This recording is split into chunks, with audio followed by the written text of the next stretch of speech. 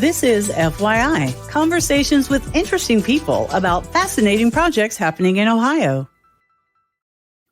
Well, we are excited this morning to be spending time with our friend Andy Irick of Second Harvest Food Bank. And Andy, you are doing so very much. The organization is very, very effective in the region, and we really want to make sure that our listeners knew the fantastic work that is going on there at Second Harvest, as well as how to access. So again, thank you so much and welcome. Thank you. I'm glad to be here. Absolutely, absolutely. So Andy, in light of that, can you share with us how Second Harvest, really came to be and what Second Harvest mission is? Sure. Second Harvest began in 1981 in a small warehouse here in Springfield, Ohio. And after about 10 years, joined the Catholic Charities Organization and Feeding America. We had a warehouse fire in 2000 and destroyed our location and just about everything inside it. And we moved to a 60,000 square foot manufacturing plant then in 2000. Catholic Charities purchased it. We continued to work with them. And in 2020, we became a local nonprofit agency here located in Springfield, Ohio, serving Clark, Champaign, and Logan counties, and maintained our affiliation with Feeding America. And that's how we got where we are today. Wow, that's fantastic. So, I mean, the title of your organization says so much, but we don't want to assume anything. Can you kind of clarify for our listeners, what the mission is behind Second Harvest? Sure. Our mission, simply put, is to eradicate hunger in our community. Now, our community is described as Clark, Champaign, and Logan counties. Feeding America has an affiliate network of over 200 food banks across the country and in Puerto Rico. And in fact, every county and parish in the United States has a food bank that serves it. We serve 3 counties here in Ohio. Wow, that's powerful. That's very, very powerful. So let me ask you, where do your food donations come from here in the local area that you service? So about 30% of our food donations are provided by federal, local, and state government organizations. The rest is provided either by donors, and donors can be classified as manufacturers like Bob Evans, Dole, and Gordon Food Service, retailers like Kroger, Meijer, and Aldi, and local farmers and local individuals who just want to bring us a basket of goods, and we're able to utilize those donations to feed our neighbors. That is fantastic. That is fantastic. Andy, I tell you what, a lot of people don't know, even though they may have heard or they know maybe what a food bank is and things like that. But how does the community access Second Harvest? How do they find help? That's a really good question, and it gives me the opportunity to say that we don't do this alone. We don't operate in a vacuum. We have 60 partner agencies across the 3 counties who distribute food, and we provide them with that food. We transport food to our agencies, which are kitchens and food pantries, and then they further distribute to the neighbors. About 50% of what we do is direct service. In other words, they either come to our location or we run a mobile truck someplace in the 3-county area. And the other 50% is distributed by those partner agencies. So it's really an effort of an awful lot of people. Wow. So there's a lot of collaborative work, there amongst not just agencies, but it sounds like you have a lot of just normal folks that have big hearts working along with you. Is that right? That's very true. Yes, that is exactly the makeup of our constituency, I guess I would say, or our collaborators. We could not do it without our partners. Understood. So what is the biggest challenge that you are finding right now in servicing the community, that you cover? Well, the sad truth is that over 10% of the neighbors in our community are food insecure, and we are not reaching all of them. So our biggest need is to get the word out that we have help through us or through our partner agencies. We are fortunately food rich in this area. It doesn't mean we couldn't use more. If we were reaching everybody, we would need more. But we are very food rich. And in fact, we wind up sharing with other food banks across the state because of that. Wow. Andy, now let me just drill down a little bit real fast because you used a term that sounds very self-explanatory, but you said food insecure. What does that really mean? Food insecure means simply that an individual or a family doesn't know where their next meal is coming from. Wow.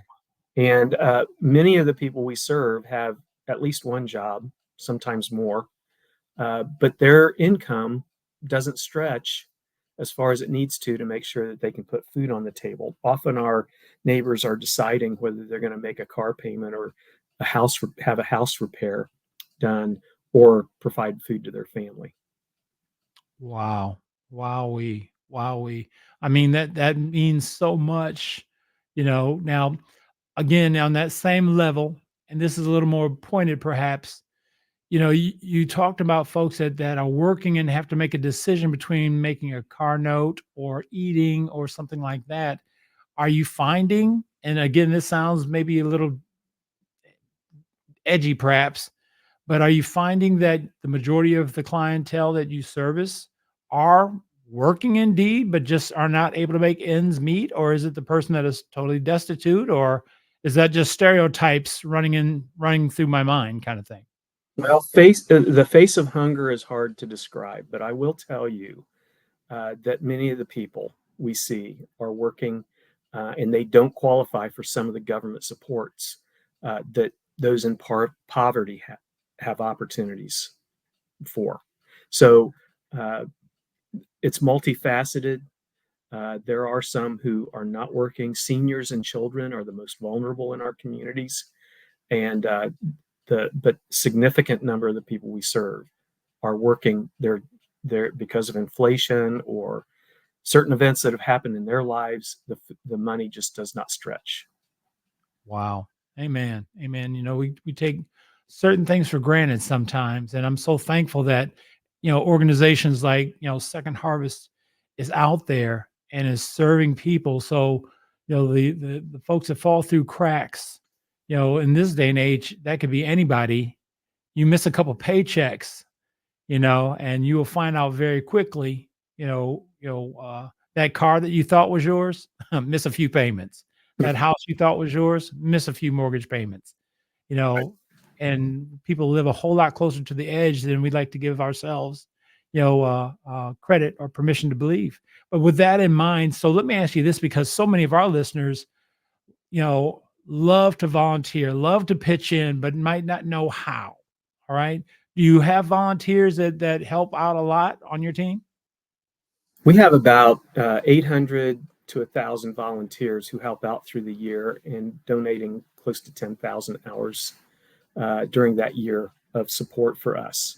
So it is really important that we get help from volunteers. They're a big part of who we are. But the other thing is, if you think about volunteers, even in our partner organizations, our partner agencies like the food kitchens and the food pantries, that's another whole set that we don't keep statistics on. So there are a lot of people in our community, and it's easy to volunteer. If you know of either with us, on our website, you can find opportunities for volunteering, and you can find also who our partner agencies are, because we have them listed. And any of us would welcome volunteers to help us in what we do. Fantastic. Fantastic. So Andy, another real quick question. I am watching our time. I know it's kind of winding down. What would you say to the father or mother, that has a real need and they're seeing the reality in their cupboards, but they're also grappling with, let's just call it pride, perhaps. Okay. But it's just like, and I know this sounds maybe trite, but how would you talk to that family member, that person, and let them know, hey, this is for all of us? Charles, thank you for that question. We often see people who come to us and say, "I'm so embarrassed," and this is so important. The help is here. Please, please take it. Accept the help, and please do so with your head held high. Because you're doing this for your family or for yourself. Children can't study in school if they're hungry. People can't work if they're hungry. We need you to accept the help, and so for yourself and for our community, so that you can perform at your best. We hear it all the time, but there should not be any stigma with this. The help is here. Please come get it. Powerful, powerful, brother. So as we're coming to a close, let me just ask you again, Andy, a couple things. Number one, how do people get in touch with you? And what is the greatest need that you have that our listeners can contribute to help meet or serve in some form or fashion? You can get to our website. It's theshfb.org. You can call us at 937-325-8715. You can stop by and see us at 20 North Murray Street in Springfield, Ohio. We can provide you with access to our calendars, which includes our partner agencies, and it'll give you also information about when we operate. There's also opportunity to order food online through our Order Ahead program. I encourage you to go to that site. It's full of information about how we operate and the opportunities to get food. Outstanding. Outstanding. Well, again, Andy, I want to thank you so much for the fantastic work that you and your team do down there at Second Harvest Food Bank. It's phenomenal. It's real. It's where we all live. And, there's things that are happening that we just are oblivious to, a lot of us, but we're so thankful that you're not. And you and your team are there. And the Lord bless you guys real good. Thank you, Charles. I appreciate the time. Fantastic. Well, we appreciate you, brother. God bless. Hey, can we have that website one more time, Andy, and a phone number? Sure. It's theshfb.org, and the phone number is 937-325-8715. Excellent. Excellent. Well, brother, God bless you. Have a fantastic day, and we will talk to you again soon. Thanks for the fantastic work you're doing there at the Second Harvest Food Bank in Springfield, Ohio. Thank you, Charles.